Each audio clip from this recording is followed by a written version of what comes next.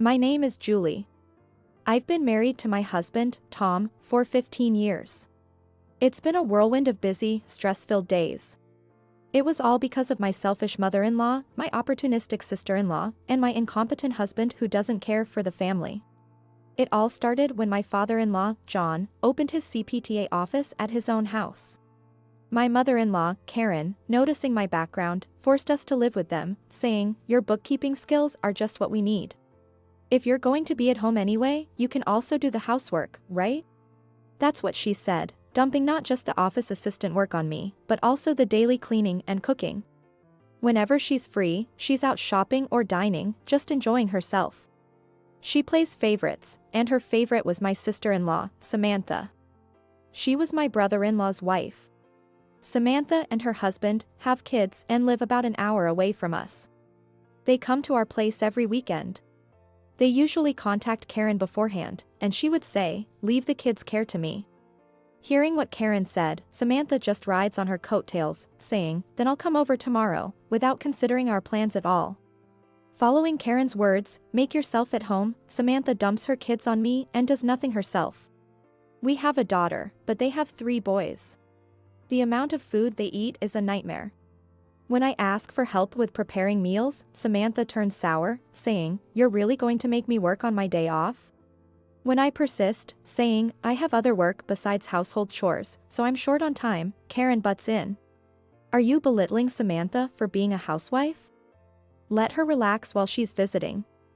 You're being mean." That's right, being a housewife is really hard. "Mother, you're so considerate and kind." Samantha smiled at Karen and took her arm. Every time I remember her smug look as she left, I seethed with anger. Just when the stress was so intense, and felt like I was going to have a rash, my husband, Tom, had made it worse. When I complained about Karen and Samantha's terrible behavior, he said, "Isn't housework your job? You manage it alone even when you're busy.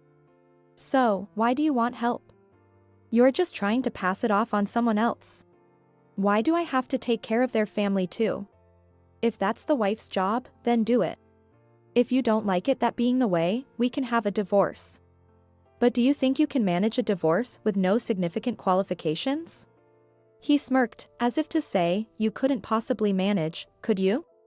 Tom, whom I thought I married for love, became quite cold towards me after our honeymoon phase. He probably didn't like the fact that I prioritized my work over him, and that his father, John, had high expectations of me. Jealous jerk. I screamed inside, but stayed silent. He ended our conversation saying, "I'm busy studying for my exams." He seems to be wanting to inherit the CPTA firm, but keeps failing the exams. "You don't have any significant qualifications either," I wanted to scream at him. But in these tough times to get a job, it's scary to leave the household with just my bookkeeping skills. It's not the perfect timing yet, I told myself. The only neutral person in this household was John. He showed no interest in home affairs and let Karen rule, but as a professional in work, he was respectable. Unlike Karen and Tom, who dumped everything on me, he carefully taught me the job and even suggested I become a CPTA. I realized that having a goal made it easier to overcome hardships. The future goal John gave me became my anchor. I studied hard in my spare time, passing one CPTA exam after another. I'll never forget the joy when I had finally passed them all. With my practical experience, I was registered as a CPTA and became a true member supporting my father-in-law's office. Tom didn't like the fact that I started working as a CPTA and became overtly cold. I tried to be nice, saying "good job" to him while he was studying. But he snapped back, "Are you looking down on me? You really are an uncharming woman." He also demeaned me, bringing up his brother and Samantha. "He's lucky for having a beautiful wife like Samantha. Why did I marry someone like you? We only have one daughter. Even my mom says you're the worst." Karen still favored Samantha, pampering her kids more than our daughter. Samantha, getting too confident, even left her kids with us to go on a trip with her husband. My dear Samantha is such a good girl. She even brings us souvenirs, considering we can't travel. Compared to her, you're always grumpy and acting all high and mighty now that you're a CPTA. Really, you're such an unpleasant daughter-in-law. I've become accustomed to how sarcastic Karen was, and wondered what I should do. I had divorce papers prepared, because I thought I would leave my husband once I became a CPTA, but now I'm unsure about the timing. I had thought that once I got the CPTA license I could leave anytime, but I enjoyed working with John, which made it hard to leave. But what finally pushed me to make my choice was Karen's hospitalization. It happened right before summer vacation. She fell down the stairs and broke a bone. While she was in hospital, she suddenly said to me, "Samantha and her family will be coming, so make sure you take good care of them." What? They're coming even when she's not here? How brazen can they be? I was stunned, but I knew complaining to Karen was pointless. So, when I got home, I called Samantha. She was cheerful on the phone, saying, "Thanks for being able to look after the kids again this summer." But when I told her I couldn't because Karen was hospitalized, she responded, "What? I've already made plans for vacation with my husband and it's too late to cancel now. Don't you understand? Are you that stupid?" Her attitude changed drastically and mocked me. I snapped back at her, "That's my line. Every year, you don't think about others and just do as you want. I have work and I'm busy. But still, you want to leave your kids with us while you go on a long vacation with your husband? Don't be ridiculous. You're not allowed to come." Samantha was silent for a moment after my retort. Then she said, "What's with that attitude? Mom hates you anyway. I'm telling on you," and hung up. As expected, she immediately tattled to Karen, and now Tom. Tom called me in, saying, "I heard you told Samantha not to come to our house. You are really the worst.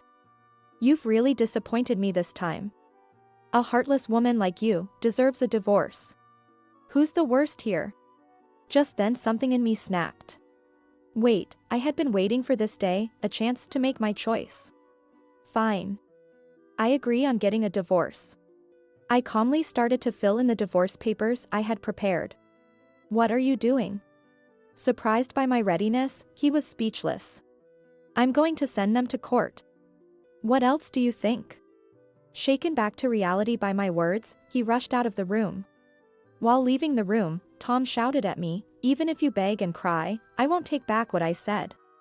After that I went to see John. I explained everything to him, and he said, "I'm sorry for all the stuff you've been through." I never felt resentment towards him, even though he had never defended me. "All I can do is wish you well on your new journey." Perhaps John felt guilty towards me.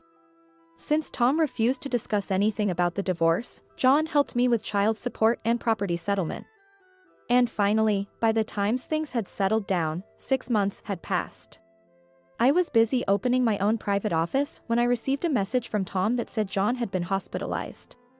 The diagnosis was terminal cancer. When I rushed to the hospital, Tom, Karen, my former brother-in-law, and his wife Samantha were there.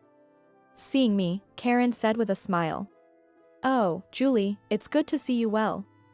With John like this and the office to worry about, don't stay mad forever. Come back to us." Tom, trying to sound sweet, said, "I'll forgive you if you apologize. So, come back home." "No thank you. I'm just here to visit today." Unable to hold back, Samantha burst out. "They're asking you kindly, and you're still so cold. Let's not rely on someone like Julie, especially now that the office is in danger." "Samantha!" Karen and Tom exclaimed, turning pale. But I had already guessed their motives. "Stop it. It's shameful. You've realized her worth too late," John said quietly, having watched the disgraceful scene in silence. "But without Dad, what will happen to the office? How will we live?" Tom lamented. "You're being pathetic, a man over 40 whining like that. It's your responsibility now. Julie is no longer family to us. But, that divorce doesn't count. Julie needs the office too. Who else would hire a woman like you?" Tom ranted, still out of touch with reality. John sighed heavily. "Julie has made it on her own. She has many clients who rely on her. She's a fully qualified CPTA, unlike you, who still hasn't passed half the exams." Tom was at a loss for words at that comment. It seemed like John was aware of his own condition, or perhaps to celebrate my new beginning, had explained the situation to the clients I handled and arranged work for me. Thanks to his support, I was able to start on preparing my own office. Really, Tom is such a hopeless child. Karen remarked, sensing that her son was at a disadvantage. Then she pulled at my sleeve, saying, "Hey, Julie, I think we can be close again. I've been having trouble with my leg since the injury. I need rehabilitation, and it's hard to manage things at home with this leg. Please come back. Why don't you ask Samantha for help with rehabilitation?" When I coldly dismissed the idea, Samantha snapped back on behalf of Karen. "I'm busy with housework, I don't have time for that." Karen was shocked by Samantha's immediate refusal. "Samantha? I'm not going to take care of an old person. I hate that kind of thing." John burst out laughing at her frank aversion. "You've been spoiled by my wife all this time, and yet you dare to say Julie is cold-hearted. I don't even want to see your face, please leave." Samantha's face turned pale, and John then turned to his wife. "You're such a fool, keeping such a daughter-in-law around, and losing a capable and reliable one like Julie. Why don't you apologize and ask this useless daughter-in-law to take care of you?" John's biting words left his wife speechless. As I stood there in shock, John said, "When you realize your time is limited, you find the courage to speak your mind." He chuckled at his own words. After that day, I continued to visit John in the hospital. Tom eventually had to close the office. He seemed to be struggling to find a job at his age. Karen's leg got worse. She having limited outings and not being able to do the housework, she forced Tom to do it all. Tom being incapable of managing, their home was a mess. They must be having a hard time. Samantha hasn't been near the family's house since that day in the hospital. My brother-in-law seems to have run out of patience with his wife who rejected his mother, and the warmth in their home has apparently cooled completely. "My wife was complaining the other day about you being a cold daughter-in-law." John chuckled, as if he was stunned. I couldn't be there for his last moments, but I was able to express my gratitude to him. What I can do for him is to maintain the relationships he had built. I'm determined to do my best.